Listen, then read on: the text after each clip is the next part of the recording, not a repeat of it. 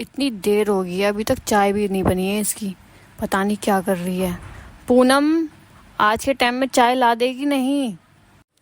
भाभी, आपकी चाय। नाश्ते में क्या बनाएगी बता। भाभी आप बताओ, आप क्या खाओगे नाश्ते में?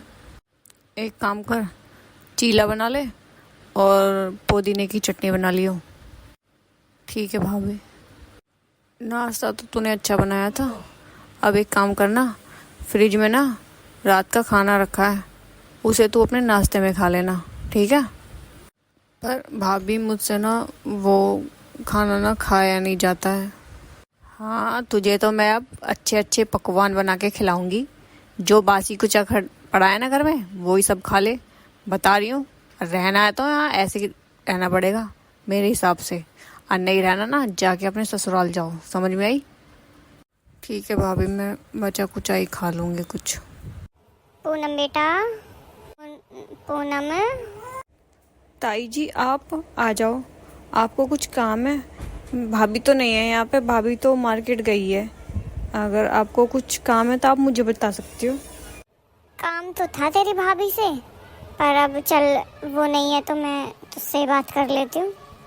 आओ ताई जी, बैठो। और पूनम, ठीक है तू? तेरी भाभी सही रखती है?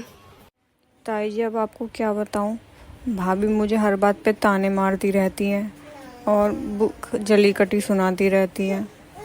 कभी कभी तो लगता है कि अगर मेरी माँ होती तो आज मेरे साथ ये सब नहीं हो रहा होता जो आज हो रहा है। मुझे अपनी माँ की कभी कभी बहुत याद आती है ताई। बेटा देख, रहना तो तुझे यहीं है, ससुराल तो तू अब जाएगी नहीं, क्योंकि तेरे सास ससुर ने तुझे वहाँ से निकाल दिया। वो सब तुझे पसंद नहीं करते। बिचौलिया तो मैं ही थी, अब मैं क्या करूँ? तेरी किस्मत खराब है तो उसमें मैं भी कुछ नहीं कर सकती हूँ।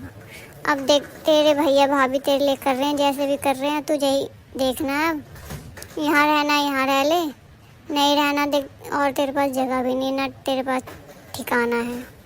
अब तू एक तरीके से ये सोच ले कि एक जो नौकर रहता है ना, वो काम करता है, तो तू वही सोच ले अपने आप को भी कि तू इस घर में एक नौकर है और तू बस इस घर में काम करेगी और कुछ नहीं।